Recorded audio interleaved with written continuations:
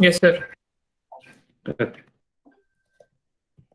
So yesterday we were talking about Gaussian mixture model, and we have found out that the idea was same, that first we need to compose a maximum likelihood function, and maximum likelihood function by taking an assumption of independent identically distributed points. First we need to calculate the probability of one point, right? Any point x, and this is how we can calculate the probability of any of the x. Then we calculate the probability for all x, right? And then we multiply them. So it is the probability of a data set, right? Assuming that it is independent identically distributed samples. So it is a probability of whole data set. And because it is a likelihood function, these are the parameters which you want to tweak, right? The idea is very simple. You take the log likelihood function, right? This is how it looks like then. And rest things, you have been doing it from a lot of models. You take the derivative. So there are three parameters here, that this is like a prior probability of a cluster. This is a mean of any cluster. And this is the covariance matrix of any cluster. So there are almost 9 parameters: pi 1, pi 2, pi 3, mu 1, mu 2, mu 3, sigma 1, sigma 2, sigma 3. You take the derivative of this log likelihood function with respect to each of the parameter, right?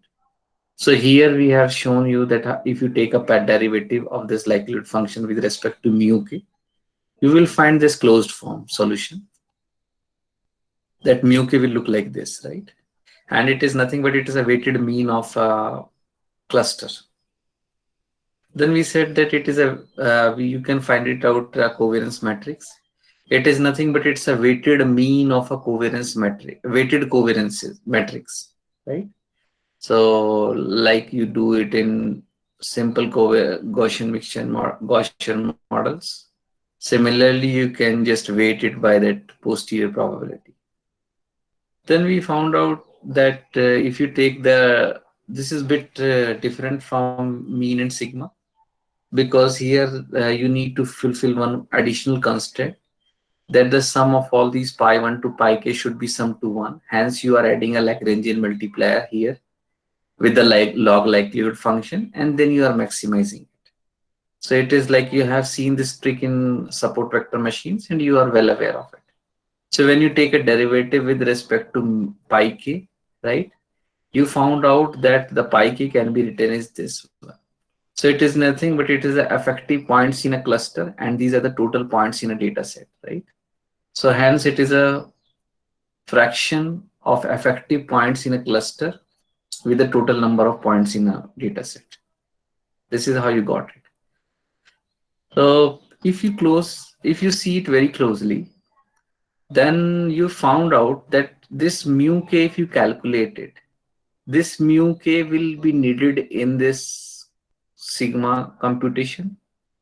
And similarly, for this pi calculation, you need this nk, which is nothing but it is the effective number of points in a data set, which can be calculated using a posterior probability, right? So they are somewhat dependent. So we need to find out a scenario. So scenario is like this, right? So scenario is like this. First, you need to calculate the posterior probability, fixing some random initialization of all the parameters, right? So you think that whatever you randomly fix, that the distribution over pi, it will be zero point 0.3, zero point 3, 0.4. Then you fix any mean, right? And any covariance matrices. And then you calculate the posterior probability for every x, right? For every x. Why I'm saying for every x? Because this z will tell you what is the probability that x belongs to which cluster, right? So this z is nothing but it's a vector. So it is z1, right? It is a z1, z2, z3, right? So you calculate z1, z2, z3 using this computation formula, which you already know. So you will fix the value. Let's say it is 0.2, it is 0.1, and it is 0.7, right? So you do this the computation for every x. So if there are 10,000 x, you calculate these values for all 10,000 x's, right? Once you freeze your parameters, and these parameters can be randomly taken at the first initially, right? So now you know that what is your value of z. So this is nothing but it is a posterior matrix z, right? Now you know what is your responsibility. You sometimes you say it is a responsibility, like what is the responsibility of particular cluster of generating the text. Then you calculate your mean, which is nothing but it's a closed form solution if once you know that posterior probability, right? So for every x, you take this z. So let's say these there are some x's also here, right? So this is your data set. So in every, this is a d dimension vector, so it is n by d matrix. So you take your x, right? You take your x, so this is your x1, fine. So you are calculating it for mu k. So let's say you are calculating it for mu1. So it means you are just seeking only first column of this matrix, right? So you multiply x1 with this number, x2 with this number, right? So you are taking like a weighted sum of all these x's with respect to first column, right? So then you take the weighted sum with respect to second column for mu2, and then you take the weighted sum with respect to the third column for mu3, right? And then you divide it by the sum of these numbers, right? This is sum 1, sum 2, and sum 3. So if you ask me to write it in a closed form of a linear algebra solution, so though it is not written in book, but uh, I think if you ask me to do the same thing, so how I would have done that. So because I need to multiply, so I take my x, right? So I take my x matrix. So x will be like this. So I take this x matrix in a column. Then I need to multiply. I take my z like this, right? So I take my z this. So this is my z matrix. This is x transpose now because I have taken in a column wise fashion. Then if you multiply it, it is nothing but so it, let's say it is this matrix is k by, oh sorry, this is d by n, right? And this is n by k, right? This is n by k. So you will get d by k. So what exactly I want to say that you are taking a first column, right? You're taking this first column and just multiply it with this whole matrix. It is nothing but it is a weighted sum of all those. So you will get first column in the output, which is nothing but you take the weighted sum of the all x's, right, with respect to first column of Z matrix. Then you take the weighted sum of all x's column wise with respect to second column, and there are k columns here. So you get these things, right? So it is nothing but it is a numerator here. So it is nothing but this final matrix, what it will give you, it will give you this sigma here, right? It will give you this thing, right? Now you need to divide it by this nk. So you just sum this Z matrix column wise. So you will get some entries here, k entries. It is a sum of column wise. And then you divide this sum with this thing, right? This matrix, output matrix, and you will get the result, right? So this is nothing but it is a mu1, mu2, mu3, all you get in a column wise fashion, right? You do it up as per your convenience. It is not like I am asking you to do, you follow this, because we have been taking an advantage of all these matrix calculation. That's why I'm saying that this is one of the way to do that. And similarly, you do this sigma and this. So once you do it for first iteration, then you need to your parameters will get changed, right? So your parameter will get changed here. So it means you need to recompute your Z matrix again. So you need to recompute your Z matrix. It means posterior has been changed. Visually, how you can see it. For an example, these were the three clusters you started with, and you say that this is mean one, this is mean two, and this is mean three. But your data set, how it was, was your data set, right? This was your data set. Exactly. This is a scattered of your data set. So this mean will shift somewhere here, right? This mean shift somewhere here. And because this mean shift somewhere here, all means will change. Hence, you need to recalculate your posterior probabilities. And you do it in this cyclic fashion, right? You do it in this cyclic fashion till when your these values of the parameters stop updating, right? So it may take 20 cycles or 30 cycles. It depends upon what is your initialization, and it will take some iterations. So until your convergence will stop, right? It means your parameters will stop updating themselves, right? It means there will be no change in the successive iterations. Hence, you need to stop. So if you need to visualize it, this is the same thing what we have done. So we started with some two mean positions. So this is mean one, this is mean two, and we were not having any idea what should be the covariance matrix. So the isotropic Gaussians were assumed at first, right? And then we have applied this Gaussian mixture model. So we calculated the posterior probability for every x, right? So when you calculate the posterior probability, this is how it looked like, because this was your mean, right? This was your mean one for blue. So all those points which are near to these blue thing, they say that these points belong to this cluster with higher probability. Similarly, these points red belong to are near to this red mean. So they say that they are belong to this higher probability, but it is not 0, 1 probability. Some point somewhere here, they say it is 0.5 probability for this cluster and 0.5 probability for this cluster, right? So it was not like k-means clustering. Then we update our covariance matrices. So the moment you update your covariance matrix, it was circle here, right? It was isotropic Gaussian or diagonal covariance matrices. Now the moment you update it here, you will see that it will convert into ellipsoid, right? It will convert into an ellipsoid. And then you recompute your posterior and then parameters. And after 20 cycles, you will find this thing, right? This is what it needs to be. So you need to do this code in on your collab notebooks and then share it to me. I will soon share. Maybe next class I will share you the code regarding this. So before winding this lecture, do you have any confusion anywhere? So it is very simple. Though there are some like notations which seems to be very scary, but if you intuitively see everything, there's nothing, no big deal here, right? So before closing this lecture, if you have any confusion, please let me know.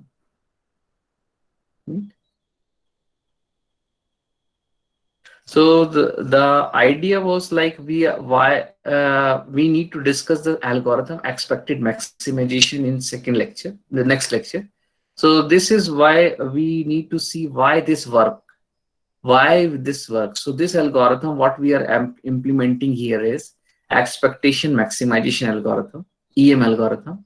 So this step is known as expectation here when you calculate the posterior probability, and this step is known as a maximization here, right? So we will correlate these steps with the algorithm expectation maximization in general. So now first we have introduced a specific case, a specific implementation of expectation maximization algorithm in terms of Gaussian mixture model. Now you have a good idea like what is this, what we are doing in this Gaussian mixture model.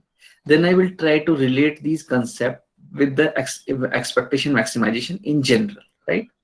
So the next lecture just I will going to start will be expectation maximization. So before ending this slide or this lecture, is there any question regarding this? So if you don't have, please let me know, at least writing while now. Okay. Okay, very nice. So okay, then I want to here.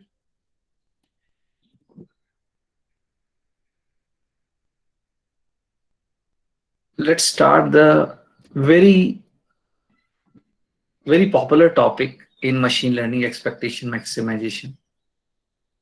And please keep all these things in your head what we have discussed in Gaussian mixture models, so that we will bring all these things somewhere to correlate to relate these things, right?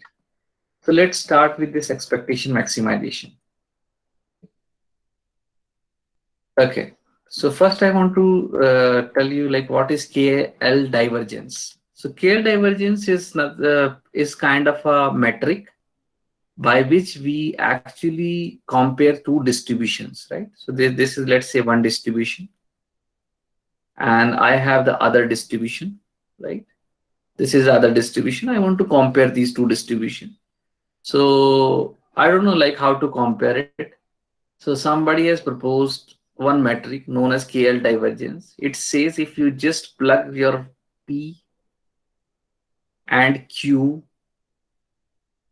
into this formula, which is by notation represented as KL, then you need to simplify this integration problem.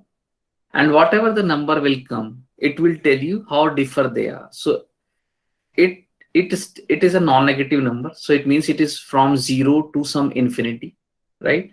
From 0 to infinity. If they differ very much, if P and Q are differ very much, so it is a very large number somewhere near to this side. And if they are very same, right? If they are exactly the replica of each other, then the KL divergence will give you a zero number, right?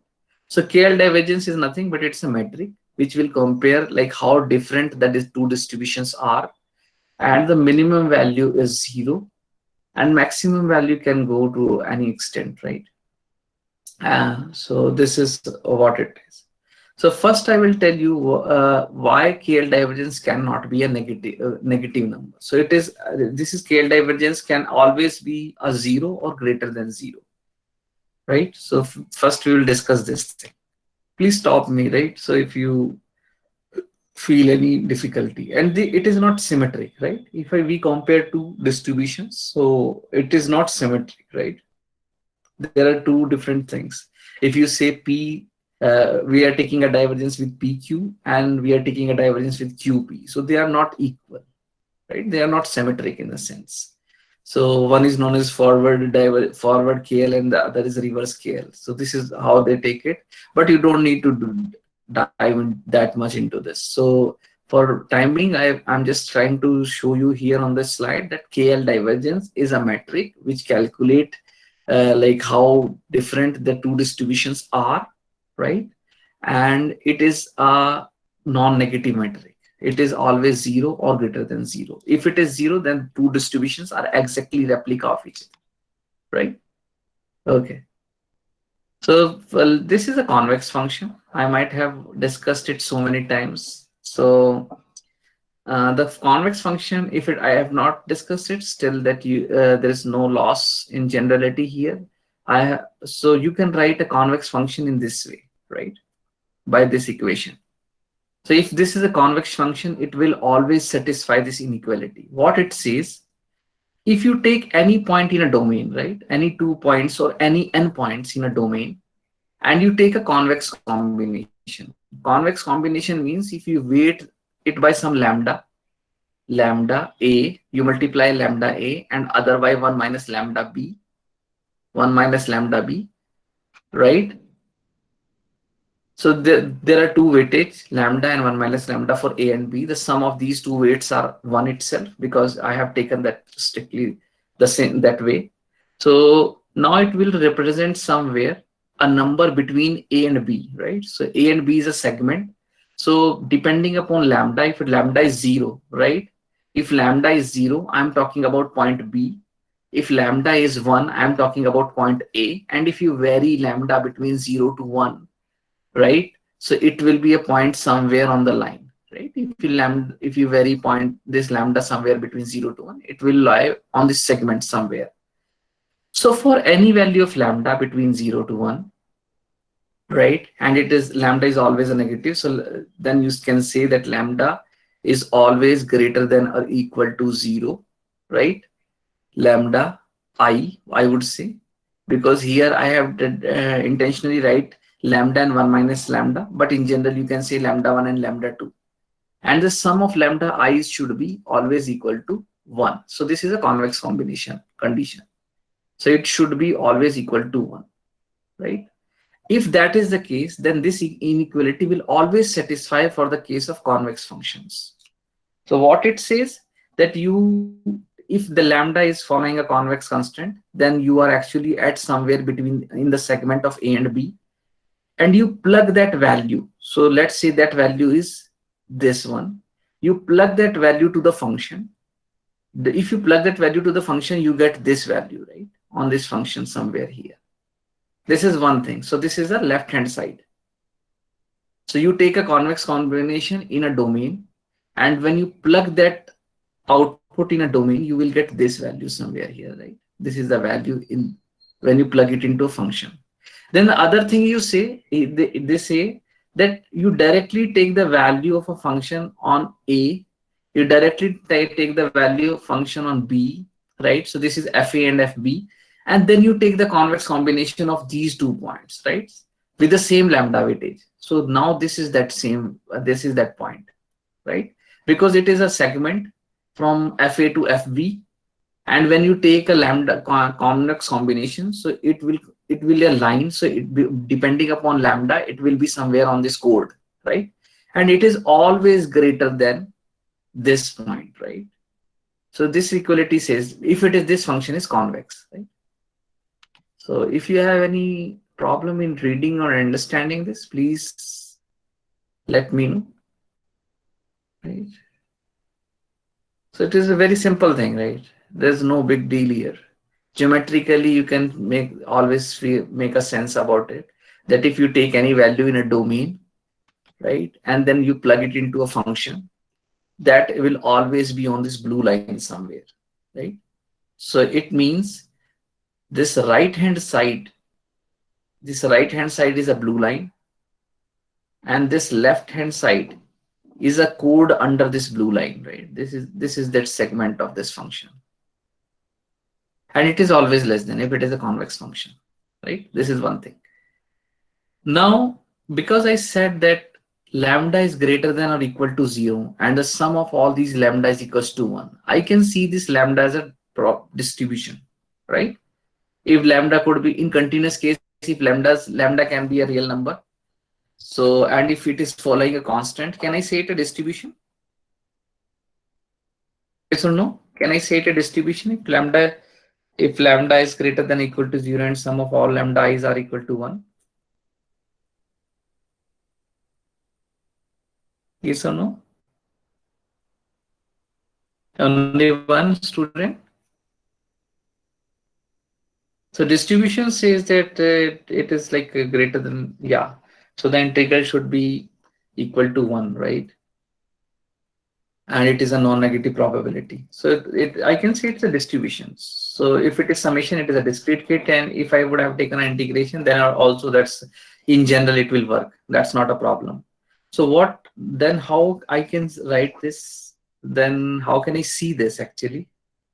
So if I write in this way, so I'm talking about a domain here.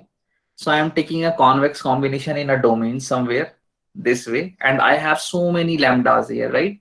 So if this is kind of a triangle, right? So if this is A, this is B, and this is C, and if I'm taking a convex combination, so based on my lambda 1, lambda 2, lambda 3, I can be anywhere in this triangle, right? I can be anywhere in this triangle, right? So it fills this part, right? That's why it is, we are saying it's right. So if I write this way, so what exactly this blocked column is? It is the expectation of X, because I said that lambda I is nothing but it's a probability. You can see it, right? I said that because you can see it as a distribution. So distribution means probability of lambda. You can write it as this, right? Probability of lambda is equals to lambda I here. So if that is the case, then you can say that I am taking an expectation of X, right? Similarly, on the right hand side, in generalization, I have taken a function and then I'm taking an expectation of that function, right? Based on this distribution lambda I. So and what I can say from this right hand side, that this is the expectation of a function, right? In general, because of the constant of lambdas are convex. Is this making sense to you guys? This inequality. Function of expectation is always less than expectation of a function. Right. Good. So this is a discrete case, and if I want to generalize this discrete case in continuous, then the same thing will apply. And here is this thing. So I say that expectation of a function in continuous case. Is it expectation, right? Okay. I hope that this is not a problem for you to see this expression is expectation here, right? Can you tune with me in yes or no so that I can quickly get your points here? So this is expectation in a continuous case for x, right? Very good. So this is the expectation of a function which I have just said here. So this is the expectation of a function. Sorry, it is a function of expectation. It is a function of expectation on left hand side, and on the right hand side this is the expectation of a function, right? So this is my some function, and I am weighted it with some distribution px. So I can say that this is the expectation of fx. This is the expectation of fx, right? Because I am weighting it with respect to some probability distribution px, right? So hence this is the expectation of function, which is nothing but it's a right hand side here. So that is for discrete, it is for continuous. Fine. Now let's do it. Once you done that, now I will just plug these things into a KL divergence, right? And just to show that the KL divergence is a non-negative number. How to do that? This is simple. Now I just use this formula, which is given to me that this is the KL divergence. And as it is, I have written here, right? As it is, I have written.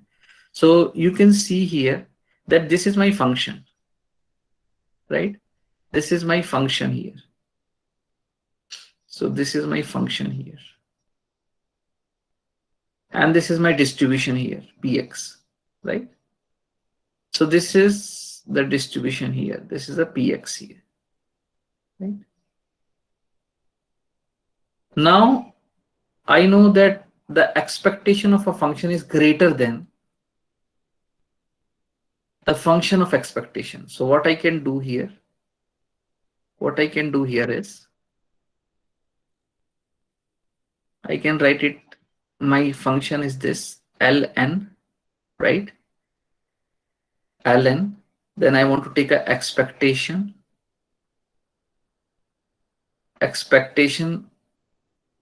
of, so this is by to take expectation, I need to take a distribution. Then what? I need to take expectation in domain. So this is my domain, qx upon px, q upon px. And don't forget this negative. So this negative is here, right? So this px will cancel this px, and I will left with minus log of q dx, right? And what is this integration of qx dx? Can anybody tell me what is this? What value I will get integration of this qx with respect to this x? 1. Very good. Very good. So if I take the integral, I take 1. So log of 1 is what? Log of 1 is what? It is 0, right? So hence I have just proved that this is a 0, and because of this inequality, my KL divergence will always greater than or equal to 0, right? It is always greater than or equal to 0. So we have just proved that KL divergence is greater than or equal to 0 using this inequality. You just spend some few seconds or few minutes on it, and it will all make sense to you guys, right? Before moving on, have you any question on this slide? You will find the scale divergence everywhere, even in deep learning, like of finding out the functions and cost functions. You will find this everywhere. So it is important to understand it. Okay, then good. If you don't have any questions, very nice. Okay, so let's discuss expectation maximization in general. So if somebody asks you why we use logistic regression, you can say we can use it for classification problem. So if somebody asks you why we use expectation maximization algorithm, so your answer should be that if I have a problem where I can introduce a latent variable, right? Like in Gaussian mixture model, somebody was asking you what are the clusters. So you need to find it out whether X belongs to cluster 1 or cluster 2 or cluster 3, right? So these are the things which you never know whether X was actually belong to which cluster, right? So here you need to you can introduce a latent variable just to simplify the mathematics and say that this latent variable will tell me that this X belongs to this cluster, right? It is just a notation purpose. I will introduce my something into my problem objective, and I'll say that it is a latent variable. Why I'm saying it is a latent variable? Because I am not going to know any time that what is the value, what was the true value of this latent variable. So if there are some log likelihood function where I can introduce latent variables to maximize those log likelihood function, I can use expectation maximization algorithm, right? If I just repeat my sentence, if there are some log likelihood functions or likelihood functions where latent variable is available, just to maximize those log likelihood function, we use expectation maximization algorithm, right? So that's why we have used in Gaussian mixture model, because there was a latent variable. And it comes so many times, so many places. It is not in Gaussian mixture model. Even when you do for speech processing, you will find out hidden Markov model, right? So even there you will find out a latent variables. And there are so many algorithms because it is a part of advanced machine learning. So I'm just stopping it here. But that part will start from there, now from here itself, the advanced machine learning, right? So all those algorithms or all those objective functions where latent variable is present, then to maximize that log likelihood function, you can use this expectation maximization algorithm, right? This is one thing. So what we do generally, we need to introduce a likelihood function, right? But we can write likelihood function in this way, right? And I marginalize again my Z, which is a latent variable. And it means I am seeing only again the probability of X, right? So this is the one way to write the probability or likelihood function of X in terms of a latent variable, right? Then I will take a giant probability of X and Z and marginalize my Z. I will get back again that likelihood function. So this is a very simple trick to introduce latent variable in likelihood functions, right? The case is I don't know the exact value of Z. So sometimes when I know the value of Z, then there is no problem at all. Then I say that it is a complete data likelihood function, right? It is a complete data likelihood function. Why I'm saying it is complete data? Because I know the value of X, I know the value of Z, and it is a complete data. So it is like this, just to make it in sense. For example, I give you a Gaussian mixture model. And in that Gaussian mixture model, I will give you the value of X and Z, right?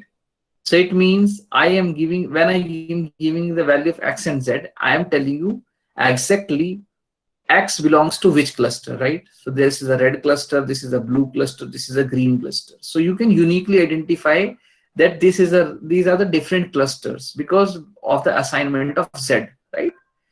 This Z is nothing but it is 1 0 0, and this Z is nothing 0 1 0, and this Z is nothing but 0 0 1, right? So I know uniquely that what is my Z assignment, And what are my x? So x is nothing but it is a location in domain, right? So this is x1, these are some x's.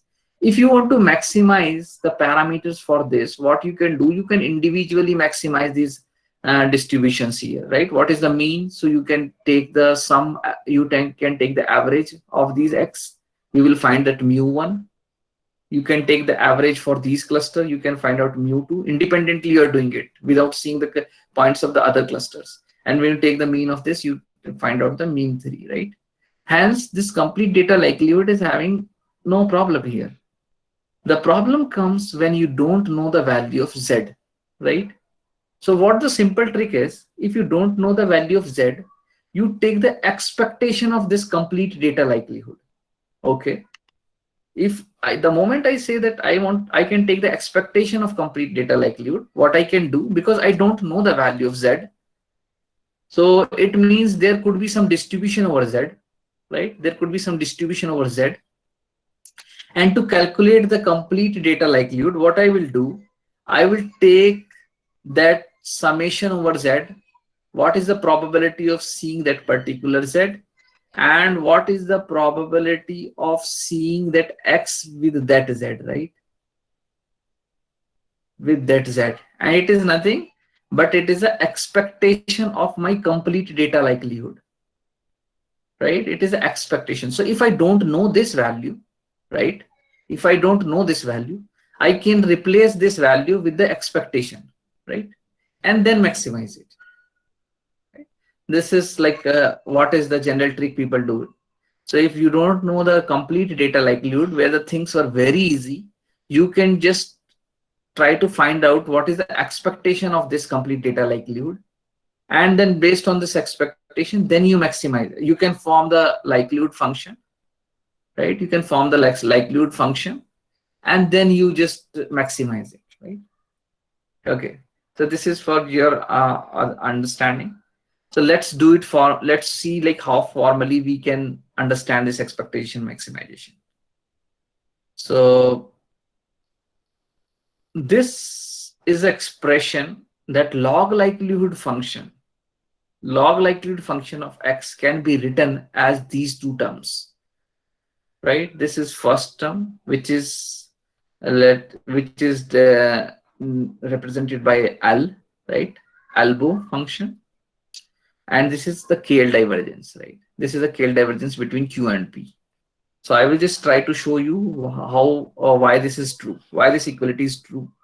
So this is L here, and this is KL divergence here. So why the sum of this L and K, this elbow and KL is equals to log likelihood function, right? So just to show that, I will start from this L here. So I am starting from this L here, right? And I can rewrite this as sigma. So in short, I will write Q rather than QZ. I will write Q. This is ln P, right? P of Z given X, right? Into Px.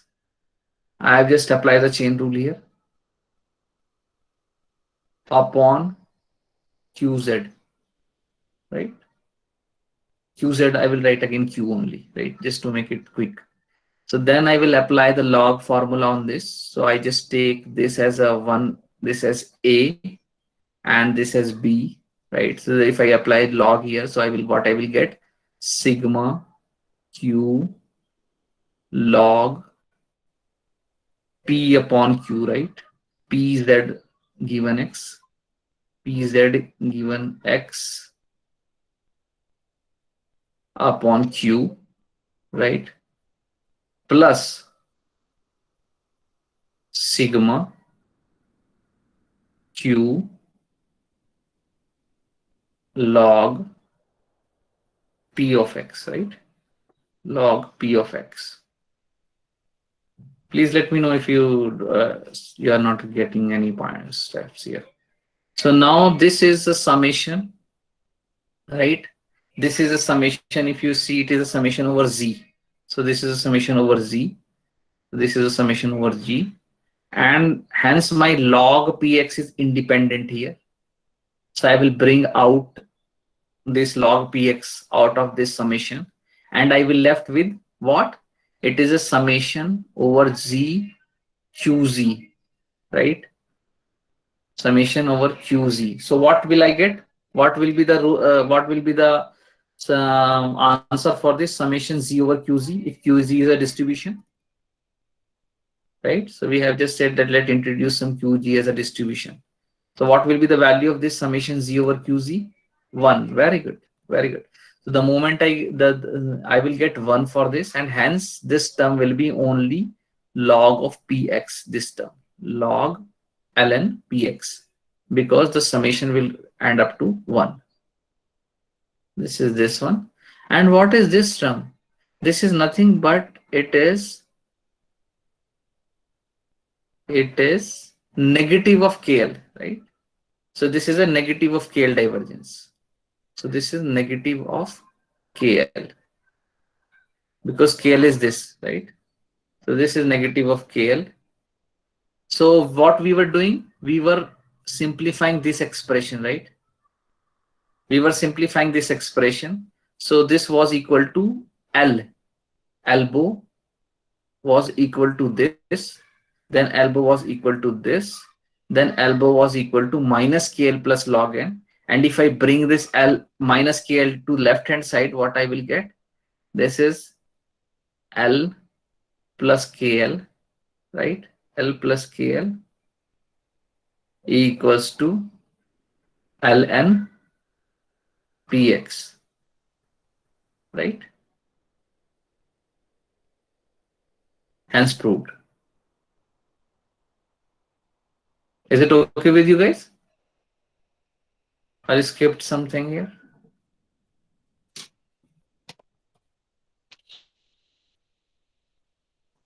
Yes or no? You understood this or not? Why this expression? Yeah, good, very good. Very nice. So this is the only thing that you need to understand here, that this equality holds, and you can always write your likelihood function in terms of KL divergence and lower bound elbow L, right? And you can here, just to note the things that to note here is, you have taken some arbitrary distribution QZ, right? So you have introduced some QZ here, and this QZ be anything, but the only thing is that it should be a distribution. The moment you say that you can introduce QZ somewhere here, because it will not affect finally this likelihood, because QZ you have introduced here on the right hand side, and this QZ can have any value. It can be any distribution. Ultimately, it will always give you this sum on right hand side, will always give you the log likelihood function of x or observed variables. So the only thing is that this QZ can be arbitrarily any distribution, and it will always, this equality will always holds, right? The second point to understand here is this L, right? Elbow function.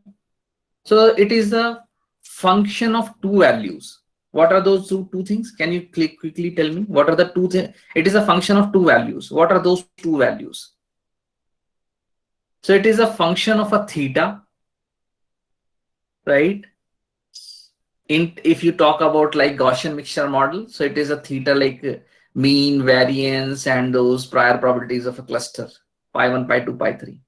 And this is a distribution Q.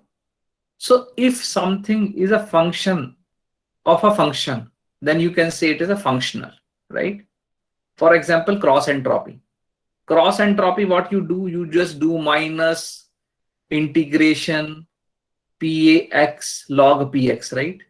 Px log Px.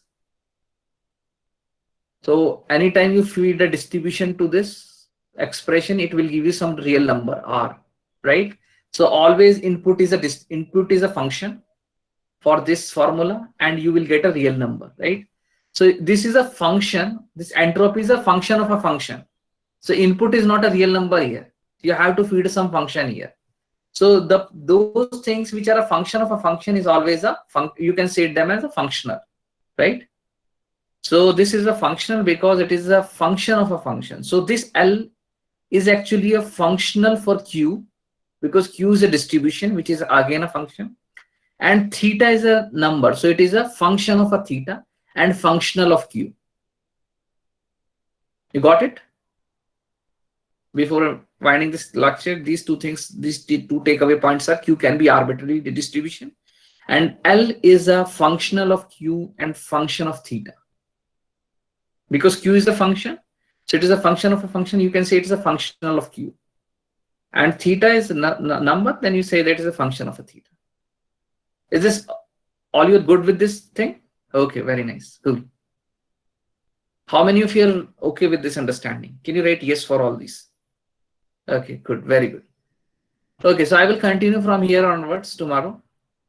So please let me know, like, if you have any difficulty before starting the next class. Okay, thank you very much. Drop your attendance. Good day.